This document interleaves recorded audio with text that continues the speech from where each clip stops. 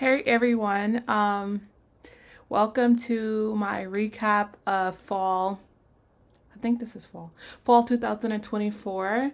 Um, I'm Zha-nee. I am a student midwife at Midwives College of Utah. I am also a Marine Corps veteran, and I am practicing learning how to be a student currently in California.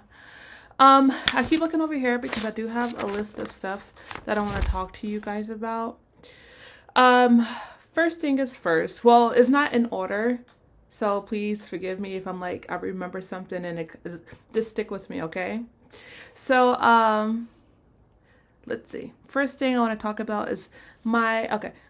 Sorry. Let me take a step back.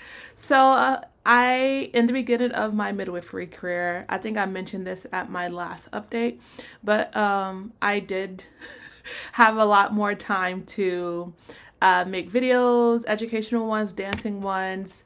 And occasionally over the past terms, I would show you guys my assignments and I would upload them, but I didn't do that this term a lot or at all. I think mostly because a lot of assignments wasn't video, it was more writing this term. So it kind of goes through a wave where I can submit videos or upload them.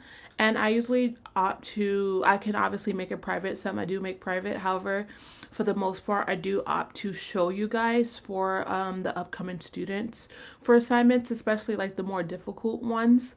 And I know for me, I do like to go back. Like if I don't know how to do an assignment, I do like to look at YouTube and other assignments. So hopefully my videos do serve as a tool to help you guys. So, but again, this term was mostly writing, papers, reference guides, all of that. I actually was doing an end of the year recap because currently it's December 11th. Babies being born, I actually seen 17. However, I did facilitate a lot of labors. Some reason I don't count my labors and my stats, but I did attend more than 17 births this year. I've had 15 classes, so total 15 classes this year, but I do take 5 classes per term. This term I am in a suturing class. I am in a obstetric pharmacology class, clinical class, of course, a fetal heart surveillance class, and a biology nutrition class. I am looking like I am going to have an A out of all of my classes. I am grateful for that because I struggled, I struggled really hard in that OB class. Being transparent with you guys, I did fail that exam for OB pharmacology. It is an extremely hard class, and I will give you guys my takeaways and all of that. But it was a really hard class, so I did get an opportunity to take it again, and I ended up getting a B, meeting that minimum requirement. Well, and you need an 80 to pass an exam. I ended up getting an 85 plus bonus points, made it like an 86 or 87. So I am very lucky to walk away with an A in this class. And I did overall teach CPR classes, I think about 5 or 6, but I didn't teach any of this term because, again, it's been a hard term. And again, I'll go over that later. And then I did a couple of placentas this term, but I didn't keep track of how many because this term has been a lot. I do think going into this term, I was not prepared mentally. I did come off of, y'all, sorry, I need a retwist. But I did come off of having a really busy summer break. I visited Texas for a week, and then my family went on a Disney cruise. And then as soon as I got back with school, and then, before that, I also visited my sister in Colorado. So I was just traveling. So by the time it was time to start school, my mind was not there.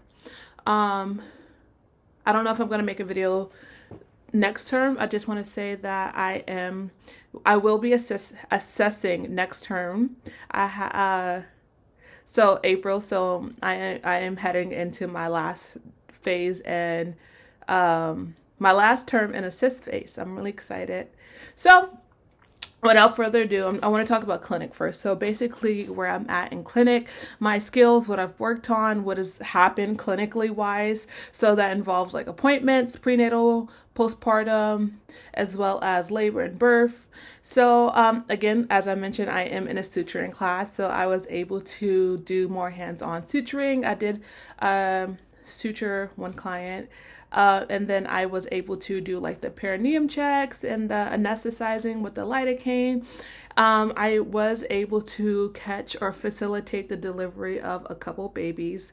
My most proud about moment is baby had a sticky, it wasn't a shoulder dystocia, it was just a little difficult, so I was able to maneuver mama, and then it was like a nuchal cord, and I was able to do that, and then it was just really nice. It helps reaffirm everything that we're learning, and then it also helped me reaffirm the skills that I'm learning and shown that I am almost ready for midwifery, like to be a license. Obviously not there yet, but I'm just really excited to have that opportunity. My preceptor is now allowing me to do more primary roles, so taking care of the mom through the labor, and if it's uncomplicated, I am like, learning that scope of normal and doing more hands-on stuff, so that is really nice. So I'm delivering the placenta, I'm facilitating, not delivering, because we don't deliver, if we help give assistance. So after baby comes out, sometimes mom just needs that little traction to help facilitate that birth of the placenta, and that's kind of what we do. I'm doing the heart tones and stuff like that, so I'm able to do a lot more. Next thing is I did recertify NRP, and a lot of changes and a lot of stuff that I think I am wanting to incorporate for when I become a license. Basically, if you guys taken a course, you have a chance, or that after you do those inflation breaths, when you go to those ventilation breaths, when you move on to those, inflation breath. When you move on to those ventilations, you have a chance to use the LMA or keep on the mask. I think I would use the LMA because it's either or. But if you don't know what it is, it's okay. And if you're a midwifery student, then you will eventually know what that is. So I'm thinking it'll probably be a part of the NRP 10. Right now we're at 8, so it's going to be a little bit, but I think I would like to use the LMA first. I'm also doing more paperwork, so I'm responsible for the birth certificates and filling that out and ensuring that the families get them, which is nice. I will say, one of the skills that I'm working on is the metabolic, heel prick screening. That is really hard. It's basically you take the baby's foot and kind of like get the blood out, and it seems like it's easy, but it's not, and it is just hard, and it's just a skill that you're just gonna have to keep doing to get better at. Overall, in my sorority, I am in charge of planning this upcoming year Project Cradle Care initiative. And of course, since I'm a birth worker, it's really big. It's going to be in San Diego. If you want to know any more information about it, let me know. Basically, it's going to be a resource fair, and I got in touch with local birth workers of different modalities, and they're going to come give I have a chiropractor. She's going to do mini alignments and craniosacral stuff, and it's just different modalities. So that's really nice. It's coming up in January. I'm going to try to hurry up because it's already 8 minutes. I'm sorry.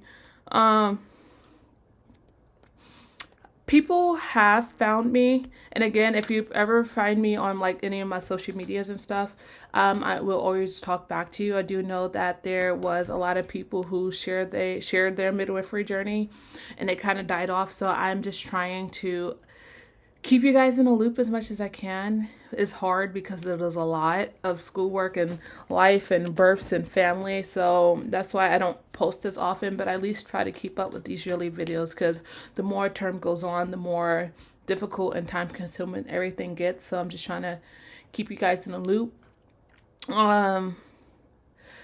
Next thing, I am moving actually, so I will be moving to Texas probably in the next couple of weeks. So I'm excited. I found these really cool midwifery partnership. They want to keep me on after I get licensed, so that's really nice since have about a year and I don't know if I told you I do have a year and a half left, so I should be graduating April, hopefully after I take the NARM, April 2026. So about a year and a half left. Really quick overall, I mentioned the classes that I did take. The hardest class this term, hands down, is OB pharmacology. That's the test. A lot of people have dropped out of that class. I do know they're looking for a new teacher as I am making this.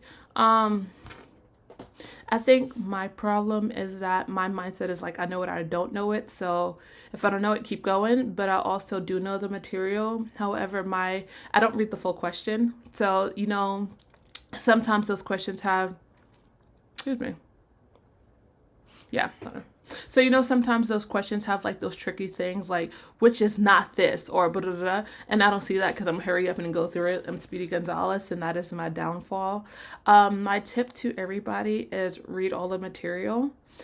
Typically I do not read it, but if I do have a class and examine it, I do make sure I do try to read a little bit more, and take notes. So I'm not waiting until the last minute. And have a good partner. I have my best friend that I met in the beginning of this term, and we, not this term, my whole school phase, and we do study every 4 weeks. If we do have exam, we try to make sure that we have the same classes so we can help each other out and study and keep each other accountable, which has helped me. That is my advice to you guys. A lot of classes are a lot, especially as you get further on, and they do compound. So if you miss a couple assignments, it is very hard to keep up. So my word of advice is to read all the books, take notes, and make sure that you have boundaries. So if you're in a clinical setting and potentially is high volume or whatever the case is, have the boundaries or talk to your preceptor like, hey, I'm getting behind, or this is really important to me. Not to get behind in this class because this is an important class, and have those conversations. It's 12 minutes, so I'm going to go, but that is my end of the end of the term recap video. So I'm excited for my move. I love California and everything it has to offer, but our time for our family to move. I am excited about this initiative that I'm planning in San Diego, California, Southern California. So if anybody, birth workers or students or mamas or anybody want to come, let me know. I'll share the information. It's open and free for the public. I am excited about where I am going in midwifery. And if you have any questions about anything, let me know. And bye.